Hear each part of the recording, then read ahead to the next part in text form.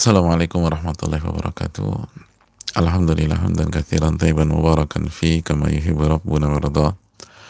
Wassalatu wassalamu ala nabiyyina Muhammad wa ala alihi wa sahbihi wa man sara ala nahjihi bi ihsanin ila yaumil wa ba'd.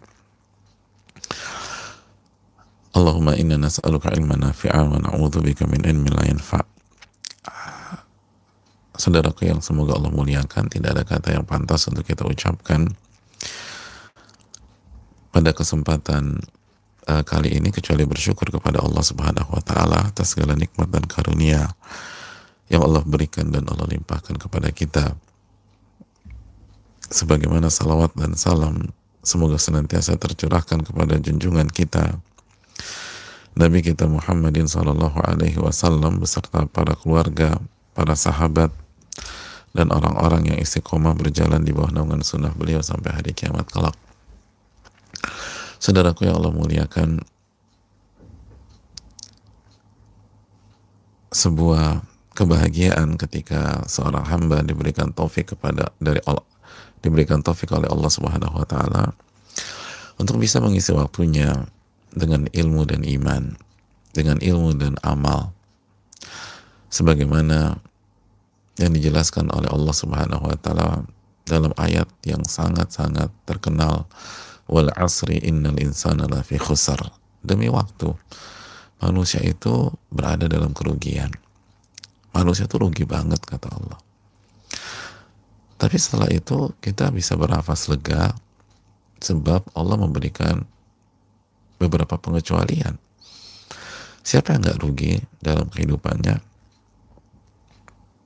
Illal ladzina amanu, yaitu orang-orang yang beriman. Yaitu orang-orang yang beriman, wa amilus salihat, dan orang-orang yang beramal soleh. Jadi orang-orang yang beramal soleh. Wa tawassaw bil haq wa tawassaw bis sabr, dan saling menasihati di atas kebenaran dan saling menasihati di atas kesabaran.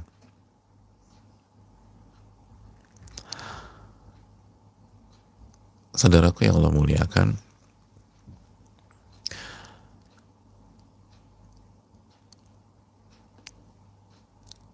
salah satu syarat agar kita tidak hidup dalam sebuah kerugian adalah kita isi waktu-waktu kita dengan ilmu, dengan iman. Karena iman selalu lahir dari ilmu yang bermanfaat. Lalu amal soleh, lalu saling memberikan nasihat di atas kebenaran dan kesabaran. Oleh karena itu bersyukurlah kepada Allah Subhanahu wa taala. Sebagaimana salawat dan salam semoga senantiasa tercurahkan kepada junjungan kita, uswah hasanah kita, qudwah kita, Rasulullah sallallahu alaihi wasallam beserta para keluarga, para sahabat dan orang-orang yang istiqomah berjalan di bawah naungan sunnah beliau sampai hari kiamat kelak. Saudaraku yang Allah muliakan, kita bersama dengan karya emasnya seorang al-imam An-Nawawi rahimahullahu ta'ala, Riyadhus Shalihin. Dan di waktu yang bersamaan kita bersama hadis yang sangat luar biasa, hadis yang dijelaskan oleh para ulama dan dinobatkan oleh sebagian para ulama sebagai hadis yang paling komprehensif di dunia, hadis yang paling kaya akan hikmah, akan pelajaran, akan ilmu. Hadis yang dinobatkan Al-Imam Asy-Syafi'i, Al-Imam Ahmad, semoga Allah merahmati mereka dan seluruh ulama-ulama kita, sebagai hadis yang menjadi salah satu dari 3 hadis besar dalam Islam. Satu dari 3 hadis yang mewakili Islam jika kita ingin melihat secara besar.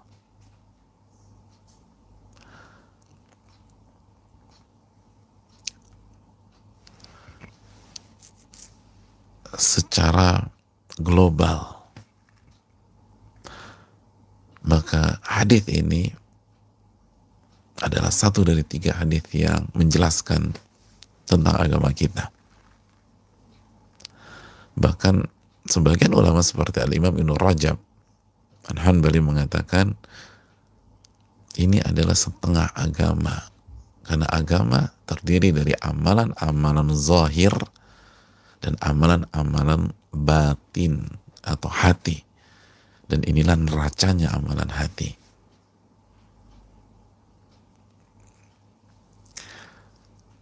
Hadis yang sangat luar biasa. Oleh karena itu, karena hadis ini dinyatakan hadis yang paling kaya akan faedah, yang paling luar biasa, kita tahu sampai-sampai banyak ulama yang meletakkan hadis ini di awal buku mereka. Di awal buku mereka. Sebagaimana Al-Imam Nawawi dalam kitab kita Riyadhus Shalihin. Beliau letakkan di awal.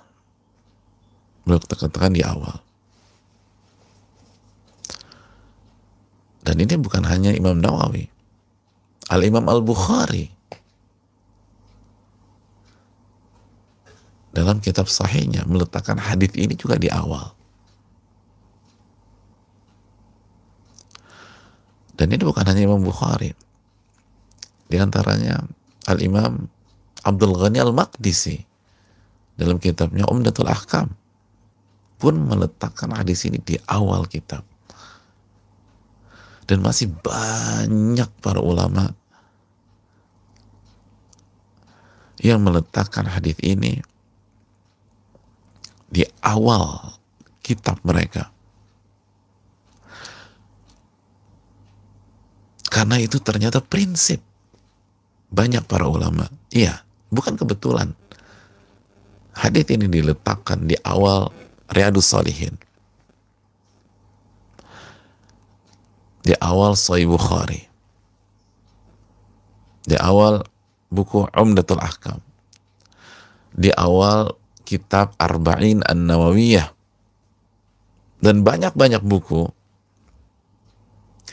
Itu adalah prinsip sebagaimana dijelaskan Al-Imam Abdurrahman bin Mahdi. Salah satu ulama besar kita ini menyatakan yanbaghi likulli man sannafa kitaba an yabtadi'a fihi bihadzal hadits. Selayaknya, sepatutnya bagi setiap orang yang ingin menulis kitab, menulis buku, memulai bukunya dengan hadis ini. Kalau Anda ingin menulis buku, kata Al-Imam Abdurrahman bin Mahdi, mulailah dengan hadis ini. Kenapa? Tanbihan li talibi ala tashihin niyah. Sebagai bentuk peringatan, warning kepada setiap penuntut ilmu, setiap orang yang belajar, untuk senantiasa membersihkan, membenarkan, meluruskan niat mereka. Subhanallah. Lihat para ulama kita, betapa semangatnya mereka memperbaiki niat. Hadirin yang Allah muliakan,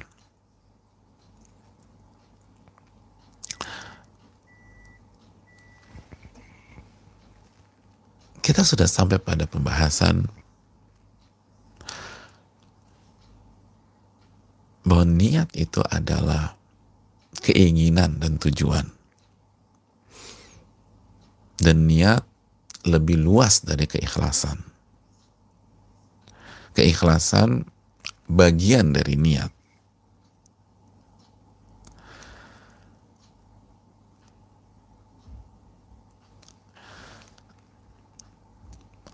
Lalu kita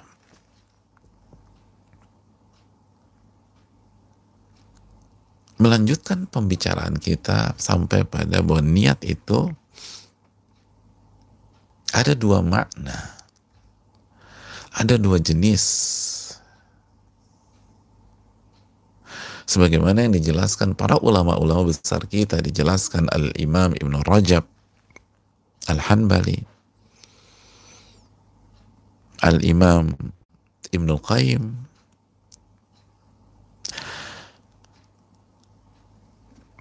Al-Imam Az-Zarkashi, Al-Imam Ahmad bin Abdul Halim, dan para ulama-ulama besar kita. Kita ambil kesimpulannya. Niat yang pertama apa, saudaraku? Iya. Niat al-amal. Amal apa yang kita mau kerjakan. Amal apa yang mau kita kerjakan.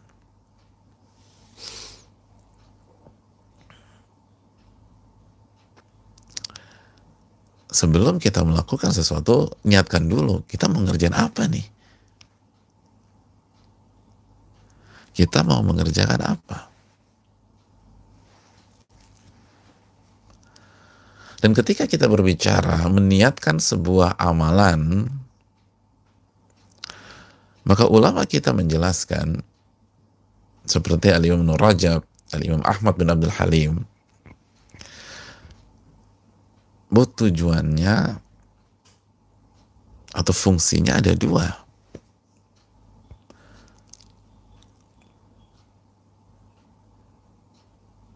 Yang pertama, untuk membedakan mana ibadah dan mana non-ibadah. Karena di beberapa amalan, gambaran antara sebuah ibadah dan non-ibadah itu sama. Bukan hampir sama lagi, sama. Yang membedakan ini ibadah dan ini non-ibadah, ini kegiatan sehari-hari, ini adat. Kalau pakai bahasa fikih, ini adat. Ibadah dan adat. Itu hanya niat. Contoh, mandi janabah atau mandi Jumat buat laki-laki. Mandi junub atau mandi janabah atau mandi Jumat, mandi ihram, mandi id, itu kalau kita bandingkan dengan mandi kebersihan, mandi pagi, mandi sore, siang juga boleh, terserah, itu bisa jadi mereka punya tata cara yang sama persis 100%. Jika kita bicara mandi mujzi, mandi yang penting sah, yaitu basahkan seluruh anggota tubuh. Yang membedakan apa? Niat. Yang membedakan niat. Itu yang membedakan. Atau misalnya seseorang ke Masjidil Haram, lalu dia mau tawaf. Ada orang juga masuk Masjidil Haram hanya mau jalan pagi. Daripada gue jalan pagi nggak jelas di luar, dengan gue jalan pagi aja keliling Ka'bah. Tapi dia nggak niat tawaf sama sekali, dia niat jalan pagi. Ini bagaimana bakar lemak nih. Udah berdua, kebetulan ketemu di tangga, masuk bareng. Itu sama-sama muterin Ka'bah. Sama-sama muterin Ka'bah. Oh, tapi kan yang tawaf kan zikir. Oke, jalan pagi zikir deh. Sambil jalan pagi, gue mau zikir pagi gitu. Aku mau zikir pagi. Boleh nggak? Ya boleh-boleh aja. Yang satu dapat pahala tawaf karena ibadah, yang satu cuma jalan pagi. Sama-sama muter. Sama-sama muter. Kenapa? Niat. Yang satu jalan pagi, yang satu tawaf. Dan contoh banyak, saudara yang mulia, untuk membedakan niat. Adapun fungsi yang kedua, untuk membedakan antara ibadah yang satu dengan ibadah yang lain. Maka kita harus meniatkan amalan apa yang kita mau kerjakan. Sebagaimana ketika azan subuh, lalu seorang sholat 2 rakaat,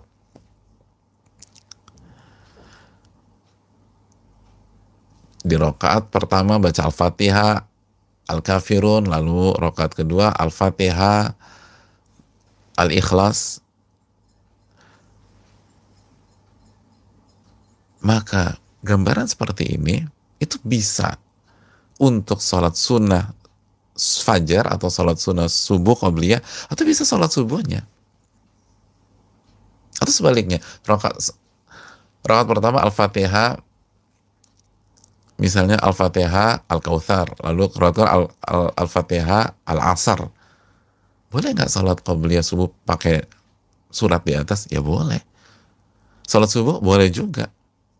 Terus kita bedakan mana dong? Ini sholat subuh, ini qabliyah subuh.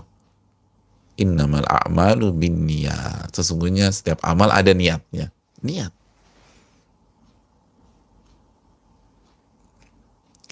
Yang membedakan niat.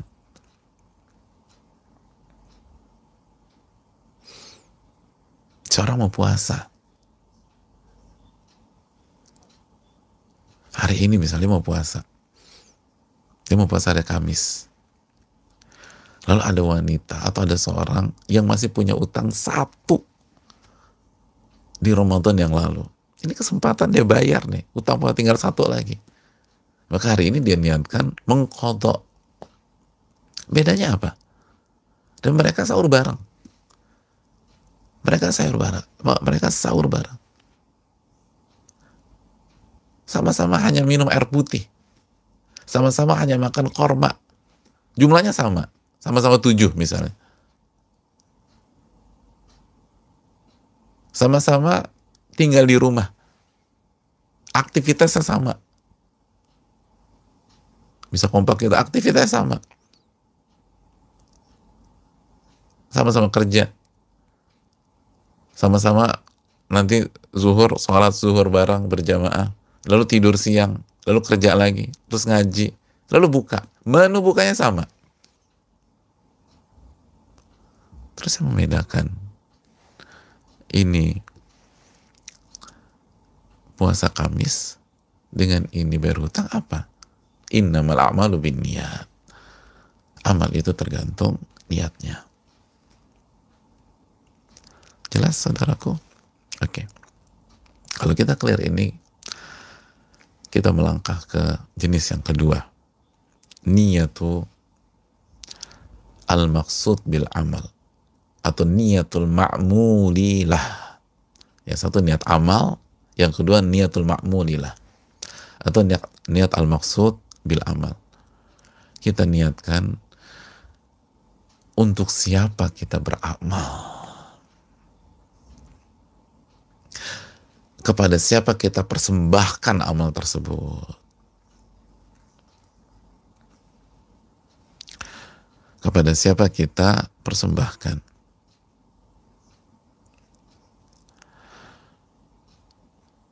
Hadirin yang Allah muliakan,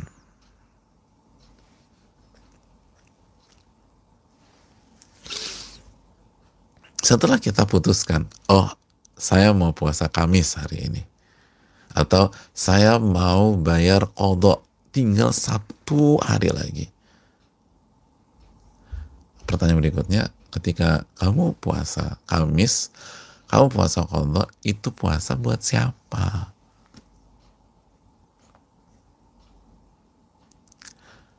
Buat siapa? Oh, dia ternyata puasa Kamis tuh buat cari muka sama calon mertuanya. Mungkin nggak? Mungkin aja. Calon mertuanya bos dia, emang lagi ngincer anaknya, dan sampai sekarang berjalan mulus. dan tetap harus bangun personal branding yang bagus, di puasa deh.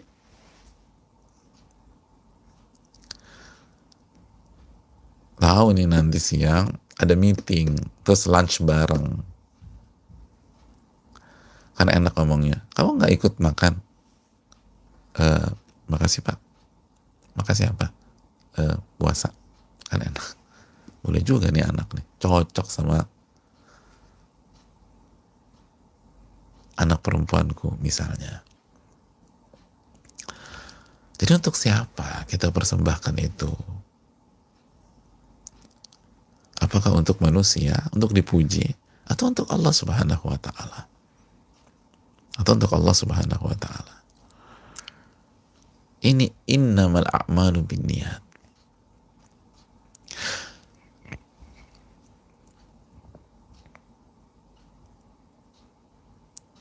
Saudaraku yang Allah muliakan, dan ini penting.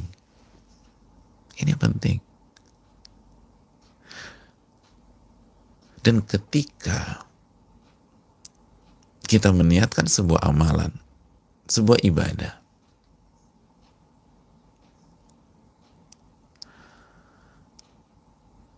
ibadah yang diajarkan Nabi SAW. Masih ingat keterangan Al-Imam Ibnu Rajab bahwa ada dua neraca. Satu, karena Islam itu kalau nggak amalan zahir, amalan batin. Amalan zahirnya sesuai dengan tuntunan Rasul SAW. Jadi kita niatkan ibadah atau amalan yang sesuai dengan tuntunan dan panduan dari Rasul Sallallahu Alaihi Wasallam. Lalu kita niatkan karena Allah, bukan untuk dipuji, bukan untuk disanjung, bukan untuk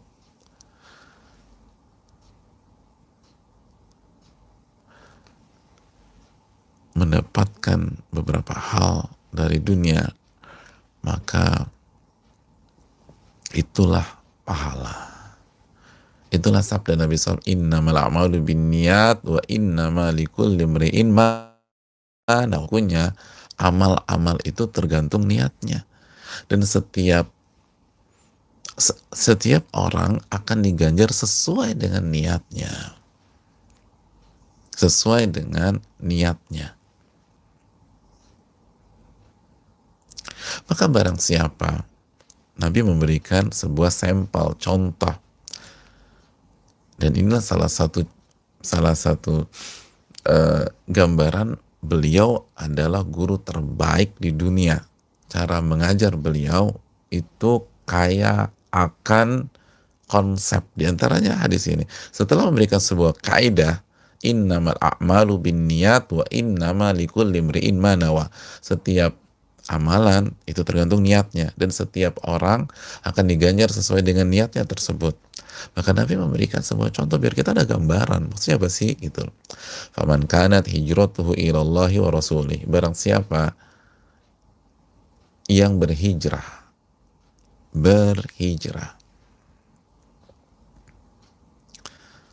Ini ibadah yang sedang hits banget pada hari-hari ini.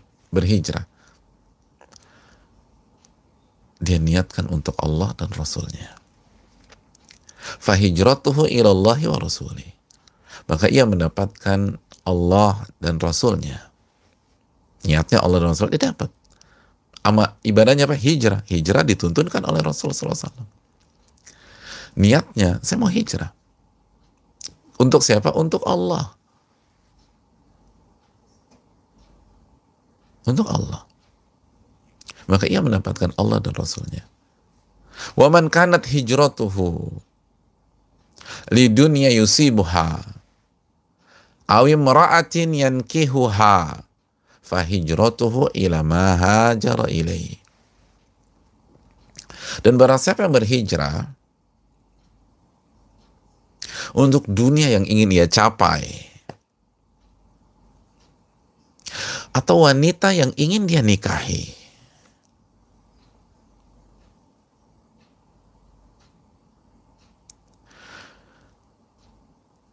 maka hijrahnya hanya untuk itu. Dia nggak dapat Allah, dia nggak dapat Rasul Sallallahu Alaihi Wasallam.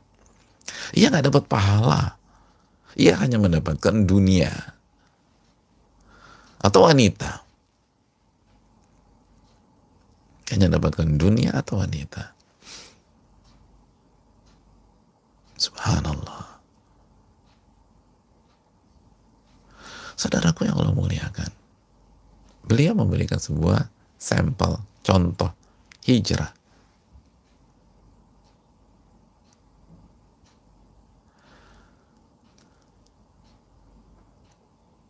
Dan hijrah, sekilas info, pada waktunya kita akan berbicara panjang tentang ini, tapi sekilas info, hijrah itu kata para ulama, sebagaimana dijelaskan salah satu dari mereka yang bernama Al-Imam Muhammad bin Shalih Utsaimin, pakar fikih abad ke-20, beliau menyatakan bahwa hijrah itu terbagi menjadi 3. Yang pertama, hijrah tempat. Itu seseorang berpindah atau pindah dari sebuah tempat atau wilayah atau negeri di mana ia tidak bisa menampakkan keimanan dan keislamannya ke tempat atau negeri yang bisa menampakkan keislamannya.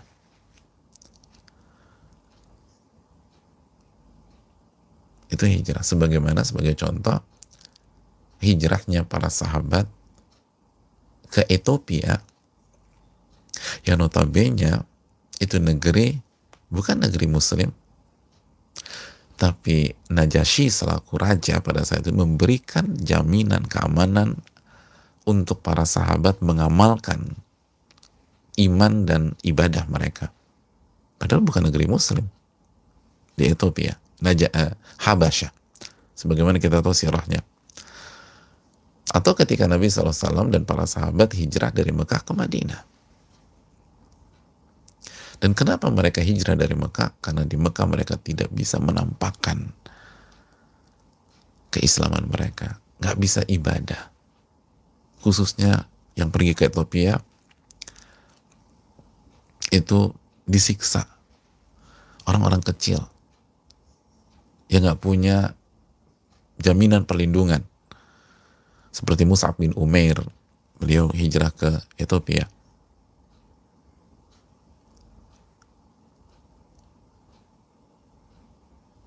Ummu Salamah, lalu setelah itu hijrah ke Madinah.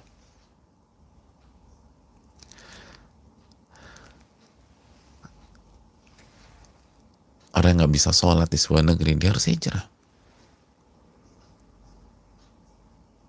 Dan seterusnya. Nggak bisa menampakkan dan mengamalkan agamanya. Yang kedua, hijrah perbuatan.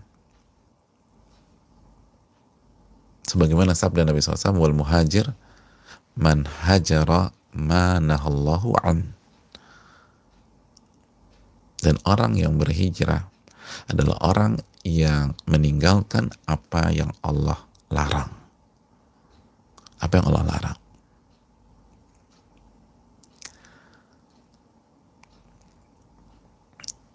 Itu.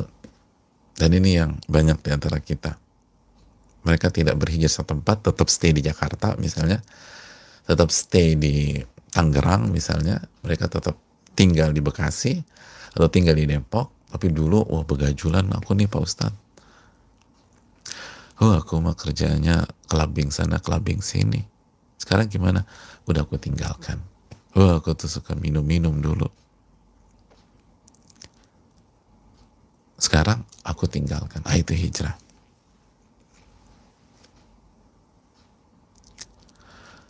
Yang ketiga, hijrah person. Artinya kita meninggalkan orang atau pihak yang memberikan pengaruh buruk kepada kita. Memberikan pengaruh buruk kepada kita. Mengajak kita ke neraka misalnya. Mengajak kita maksiat. Mengajak kita untuk durhaka sama Allah. Mengajak kita, memprovokasi kita nggak punya adab. Nggak mau ibadah. Kufur nikmat. Itu hijrah dari orang-orang kayak begitu. artinya tinggalkan. Tanpa harus, mungkin nggak harus memutuskan hubungan, tapi udah tinggalin aja, menjauh. Karena kalau saya deket dia, saya kok banyak maksiatnya Ustaz. Kalau aku lagi sama mereka tuh, kerjanya ngomongin orang aja, nah itu. Berpengaruh negatif. Itu juga dinamakan hijrah. Itu gambaran global. Kita kembali. Jadi Nabi mengatakan barang siapa yang hijrahnya untuk Allah dan Rasulnya, maka ia akan mendapatkan Allah dan Rasulnya. Dan barang siapa yang hijrahnya untuk dunia atau wanita yang ingin ia nikahi. Ada orang, lu pokoknya harus ke kajian A. Kenapa? Itu ceweknya bening-bening bro. Siapa tahu kita dapat jodoh di situ. Oh boleh juga itu. Akhirnya datang ke kajian. Niatnya apa? Bukan untuk dapat hidayah, bukan untuk dapat ilmu, bukan untuk ibadah, tapi nyari wanita. Dan itu udah disabdakan Nabi SAW 15 abad yang lalu, saudaraku. Awi mura'atin yankihuha, atau dia ingin cari wanita yang ingin dia nikahi, atau pria kalau kita perempuan hanya pengen nikah doang, nggak laku-laku, di klub gitu, di tempat-tempat hiburan. Sekarang nih lagi hits ke masjid, gue ke masjid aja. Niatnya gak mau untuk ibadah, hanya untuk dapat jodoh. Maka itu yang dia dapat. Dia gak akan dapat Allah, gak dapat Rasulnya. Subhanallah. Dia gak dapat. Ini yang disabdakan Nabi SAW. Oleh karena itu, saudaraku yang Allah muliakan, ini penting. Untuk siapa kita lakukan ini? Untuk apa kita kerjakan ini? Niatkan kepada Rabbul Alamin. Jangan cari pujian, jangan cari sanjungan, atau jangan cari dunia sebagaimana hadis ini. Jangan cari dunia dan jangan hanya berharap wanita.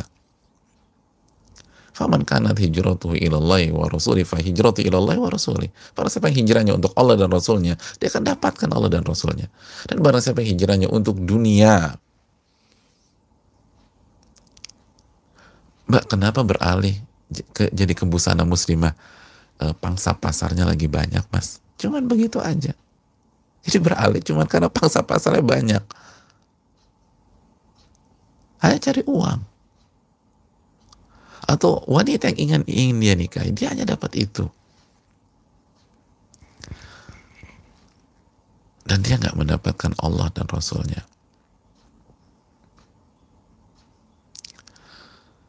Hadirin yang Allah muliakan.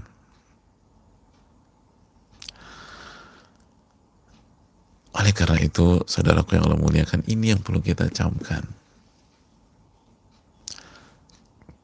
Ini yang perlu kita renungkan.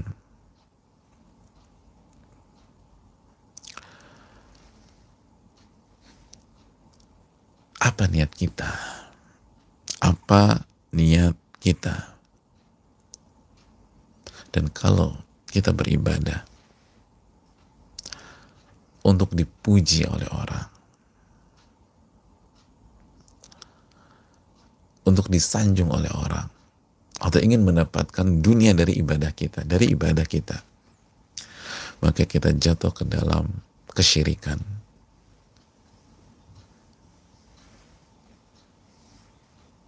Minimum syirik kecil. Nabi SAW bersabda, akhafu ma akhafu ala ummati, dalam riwayat akhafu ma akhafu alaikum asyirkul asghar. Yang paling aku takutkan menimpa umatku adalah syirik kecil.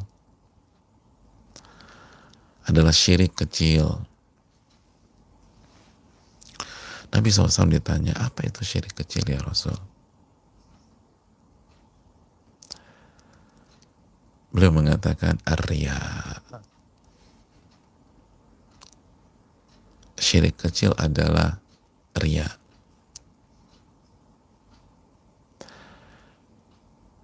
Hadirin yang Allah muliakan,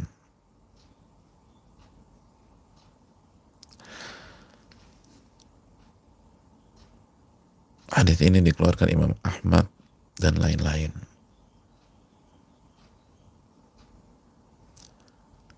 Dan riya adalah beramal lalu memperlihatkan amalnya agar dipuji oleh pihak lain, sebagaimana dijelaskan oleh Imam Ibnu Hajar. Beramal lalu dia perlihatkan amalnya. Riya itu dari kata ro'a yara, lalu ro'a yura'i, memperlihatkan, dari kata-kata melihat, memperlihatkan agar dipuji oleh orang. Itu kata inna akhwafa ma akhafu alaikum asyirkul asghar. Yang paling aku khawatirkan menimpa kalian itu syirik kecil. Apa itu syirik kecil? Ar-riya. Riya. Beramal ingin dipuji oleh orang. Beramal ingin dipuji oleh orang.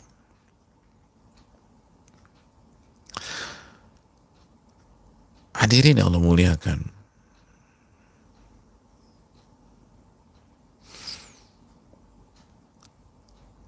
yang paling Nabi takutkan menimpa alaikum. Dalam riwayat ala ummati, umatku. Tapi dalam riwayat yang tadi alaikum, menimpa kalian. Siapa kalian? Saya mau tanya sama kita semua, kalian itu kata ganti orang keberapa? Coba kita pikir-pikir dulu. Ingat-ingat belajar bahasa Indonesia dulu. Kalian kata ganti orang keberapa ya?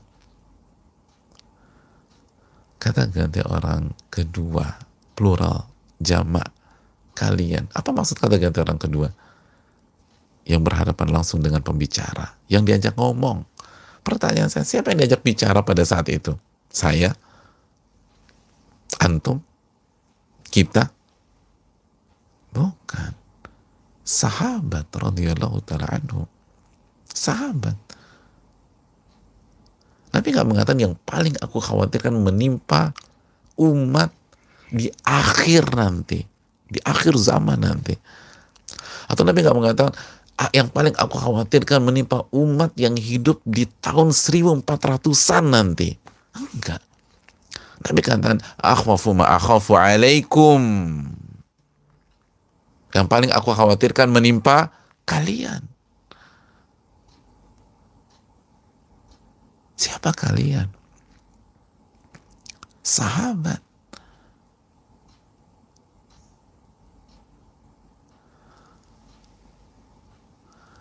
Oh, berarti kita aman, Pak Ustadz. Alhamdulillah. Saya udah tegang tadi, Pak Ustadz. Saya pikir saya, ternyata bukan. Emang tuh para sahabat. Loh, salah, Mas. Kalau para sahabat saja dikhawatirkan, apalagi kita? Apalagi kita? Anda tahu siapa sahabat? Nabi SAW mengatakan khairun nasi qarni. Sebaik-baik manusia itu generasiku. Hadis Bukhari.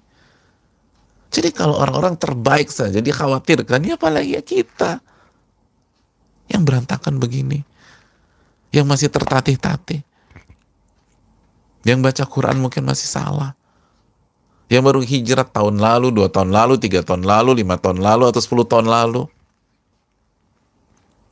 dan kemajuannya pun juga nggak luar biasa atau nggak bagus-bagus amat. Itu sahabat.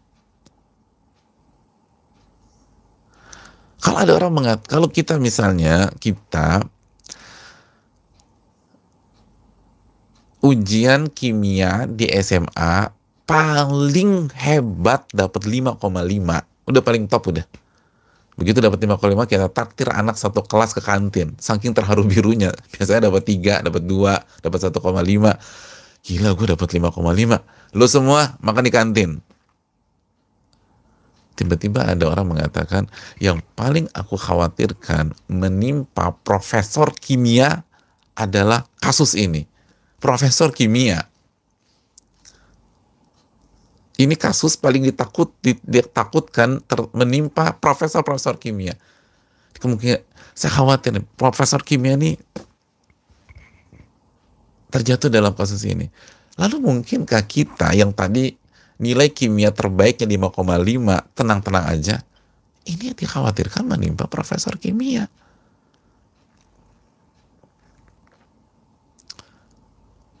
Apalagi kita.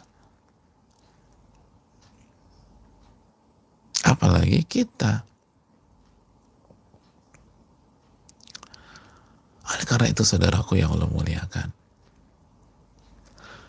kalau Nabi katakan akhwafu ma akhafu alaikum asyirkul asghar, yang paling aku khawatirkan menimpa kalian adalah syirik kecil, dan syirik kecil kaidahnya itu lebih parah daripada maksiat dosa besar secara zahir. Jadi cuman kecil, Pak. Syirik kecil tuh itu dosa besar dan lebih parah daripada dosa-dosa besar secara zahir, lebih parah daripada minum khamr, minum minuman keras. Lebih parah syirik kecil dosanya.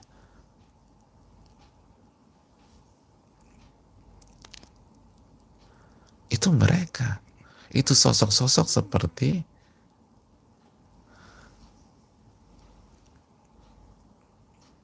Abdullah bin Amr bin As. Abdullah bin Amr bin As yang puasanya Nabi Daud,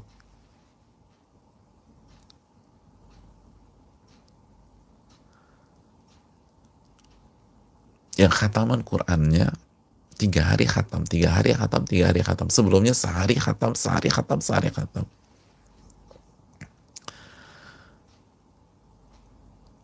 Orang-orang seperti Utsman bin Affan radhiyallahu anhu. Sosok-sosok seperti Ali bin Abi Thalib radhiyallahu ta'ala. Seperti Umar bin Khattab radhiyallahu ta'ala yang menginfakkan setengah hartanya. Sosok-sosok seperti Abu Bakar As-Siddiq yang menginfakkan semua hartanya. Akhafu ma akhafu alaikum.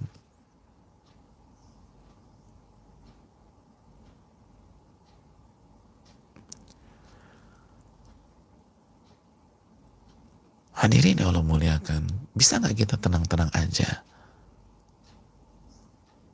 Bisakah kita meremehkan ketidakikhlasan ini dengan gampang mengumbar? Itu mereka takut. Ini bukan hal remeh. Mengharapkan wajah Allah besar.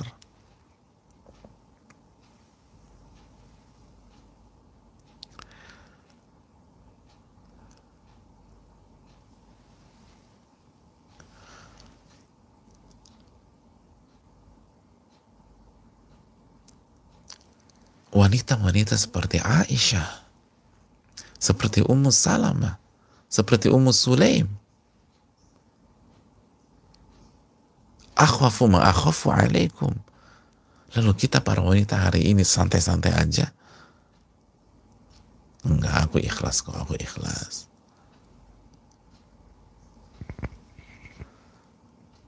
Oh, berat.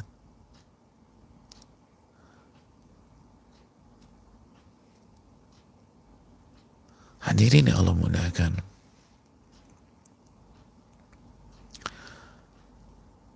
Makanya mereka sangat khawatir tentang masalah ini. Mereka sangat khawatir.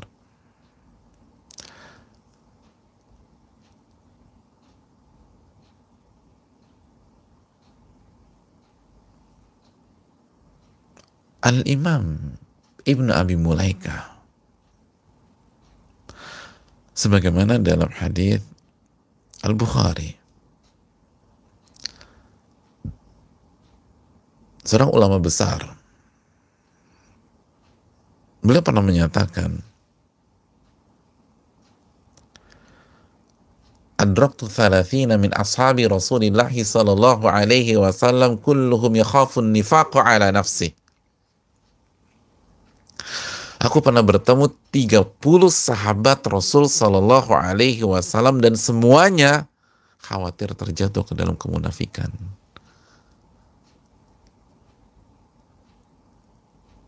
Dan bahan bakar kemunafikan adalah ketidakikhlasan. Inti dari kemunafikan itu tidak ikhlas.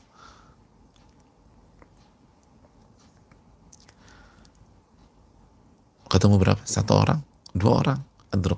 Adraktu 30 min ashabi Rasulillah SAW. Aku ketemu 30 sahabat. Semuanya khawatir nggak ikhlas. Nggak ada yang merekomendasi imannya sendiri. Secara terang-terangan maupun secara halus. Intinya adalah Nabi mengatakan inna akhwafa ma akhafu alaikum asyirkul asghar.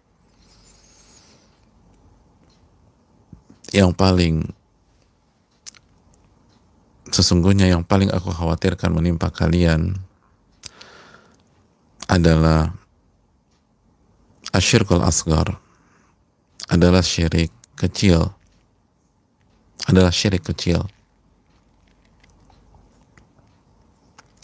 Lalu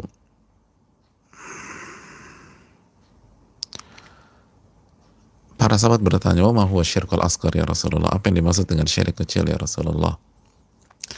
Lalu Nabi mengatakan ar-riya. Yaitu beramal, memperlihatkan amalan agar dipuji oleh orang. Beramal, memperlihatkan amalan agar dipuji oleh orang. Dan kita telah mengatakan bahwa hal ini begitu membekas di hati orang-orang soleh, di hati para sahabat.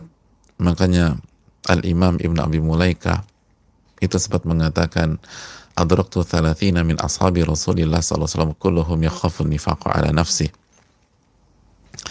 Dan aku bertemu dengan 30 sahabat Rasul SAW, semuanya khawatir mengidap penyakit kemunafikan. Dan inti dari kemunafikan adalah tidak ikhlas, tidak jujur. Niat itu bukan ke Allah Subhanahu wa Ta'ala. Dan yang ditemui oleh Imam Ibnu Abi Mulaika itu bukan sahabat-sahabat kecil, tapi banyak sahabat-sahabat besar.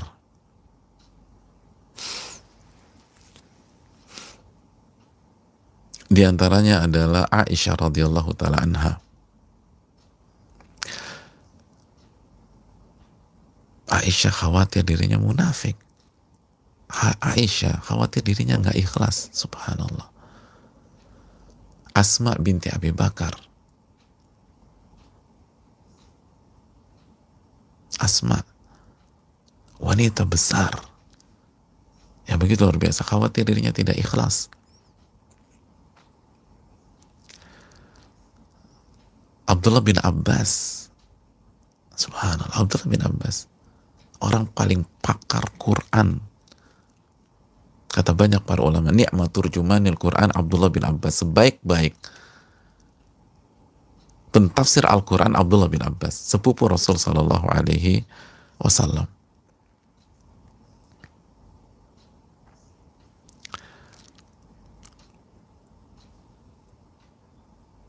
Ibnu Umar, anaknya Umar bin Khattab radhiyallahu anhu, khawatir dirinya munafik atau nggak ikhlas.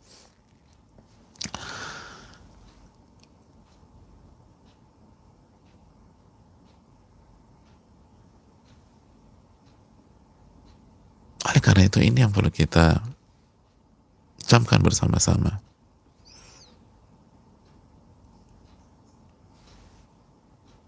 Sehingga tidak heran imam besar penulis kitab Riyadhus Shalihin itu nggak nyaman dan nggak mau diberikan gelar muhyiddin, penghidup agama. Dan beliau kata, la aja'alu fi hilin man laqabani muhyiddin. Aku nggak halalkan orang yang memberikan gelar muwahhidin kepada diriku. Kenapa? Karena belum ngerti hakikat itu. Ulama kita ngerti, ini nggak mudah, ini yang paling ditakutkan Nabi SAW. Kalau beliau paling takut menimpa para sahabat, apalagi kita. Makanya beliau nggak mau.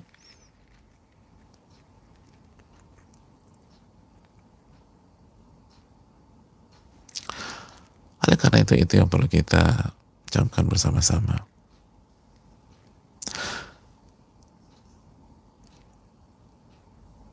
Marilah kita jaga keikhlasan kita.